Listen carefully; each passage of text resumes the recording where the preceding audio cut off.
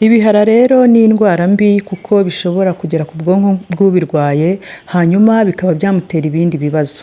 Hano hari imiti ikurikira umurwayi w'ibihara ashobora kwifashisha kugira ngo abe yakira iyo ndwara vuba kandi byihuse.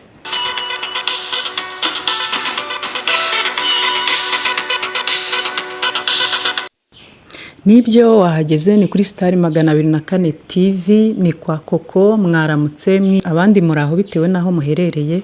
Ikaze yambi. Uyu munsi nabateguriye ko twarebera hamwe umuti uvura ibihara.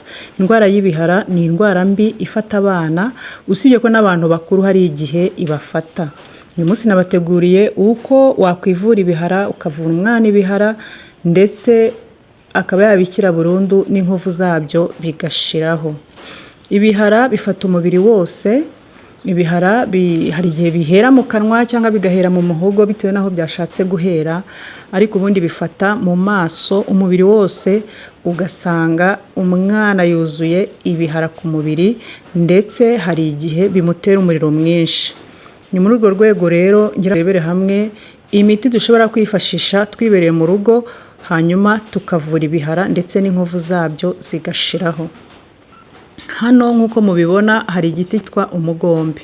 Umugombe usanzwe n'ubundi ari umuti w'uruhu, cyane cyane nko ku mahumane cyangwa se n'izindi allergie zose umwana yaba yagize ku mubiri. Uyu mugombe mubona hano imbere uradufasha cyane. Nta kindi kintu ukora, ufata uyu mugombe ndetse n'umuti witwa umumena amabuye, nawo muraza kuwubona muri video, hanyuma ukasoroma amababi yabyo ukabisekura, ubundi umwana ukamukarabya neza, warangiza ukagenda ubimusiga. Ni ukuvuga ngo ubisekura nta mazi washyizemo, hanyuma twatuzi twavuye mu mugombe no mu mumena amabuye nitwo ugenda usiga ku mubiri hose, ahantu hose hari ibihara, aho ari hose, haba mu maso, yaba ku mubiri, yaba mu mugongo no ku maguru, ahantu hose ibihara biba byafashe urabimusiga. Iyo umaze kumusiga uyu muti, nyuma y'iminsi 3 ibihara biba byagiye umwana ameze neza, nta kindi kintu akirwaye. Icyakora kubera ko ibi bihara bitera, wamushakira umuti w'umuriro, wamuha paracetamol cyangwa ukamuha ibuprofen mu rwego rwo kumurinda umuriro, ariko inyuma ku nkovu, inyuma ku ruhu wakoresha iyi miti ibiri uko nayibabwiye. Harimo umugombe, hakaza ndetse n'umumena amabuye. Muragenda mubibona kuri video. Umumena amabuye nguyu ni umuti wenda kumera nk'ikawa. Ni igiti cyenda kumera nk'ikawa. Niyo ukirebye usanzwe uzi ikawa urakimenya. Nguyu umumena amabuye, hanyuma uyu ni umugombe. Ibi niyo miti ibiri wifashisha, hanyuma ukayisekura. Warangiza kuyisekura ugasiga umwana wamaze kumwoza neza ndetse wamukoreye isuku ihagije, ubundi ukabisiga umwana wawe. Nyuma y'igihe gito, iminsi 3, iminsi y'ibiheri biba byaje ku mubiri biragenda. Hanyuma rero mubona ko biriya bintu bisiga inkovu ku mubiri. Ikintu wakora kugira ngo izi nkovu zishireho vuba byihuse, n'ubundi washuye umugombe urawufata ukawusekura nyine. Ubwo nyine n'urwego rwo kumuvanaho inkovu, urawusekura ukazajya umusiga amaze koga. Ibi byo ushobora kubikora 3 mu cyumweru, kuko ni inkovu burimo kurwana nazo kugira ngo zishireho, kuko bino bintu by'ibihara bisiga inkovu mbi ku mubiri w'umwana, ugasanga umwana yazanye amabara.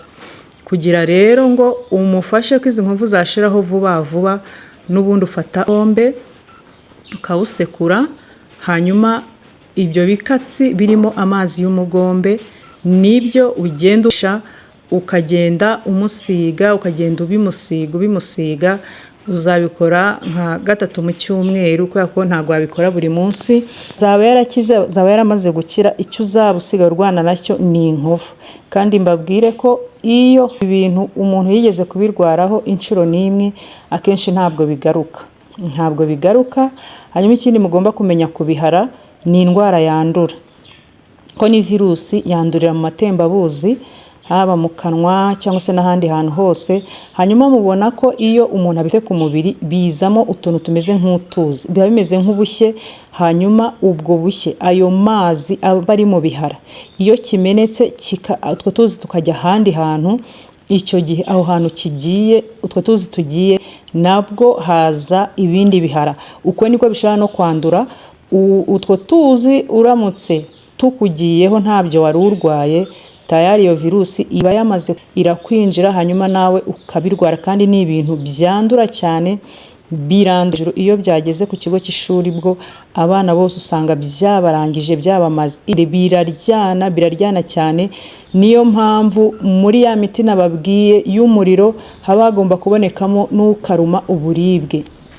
Ibuprofene cyangwa paracetamol kuko bifasha ku muriro ndetse bigahagarika n'uburibwe, umwana akabasha gusinzira, kuko biba bimurya, biba bimeze nk'inshinge barimo kumujomba ku mubiri, bimubuza amahoro, umwana akarira, nawe ukumva urumiwe. Hanyuma rero ikintu wakora ni ugusekura igiti cyitwa umumenamabuye ndetse n'ugombe murimo kubona. Umumenamabuye ni cya giti nigeze kubereka ndetse ndongera nkibereke, kimeze nk'ikawa, gikunda kuboneka hafi y'amashyamba, hari n'abantu baba babifite iwabo mu rugo. Ariko niba wibajije ukavuga uti se iki giti nagikura hehe, hariya Nyabugogo kwa Mutangana hari abantu bacuruza imiti ya Rwanda mibisi, baba babifite.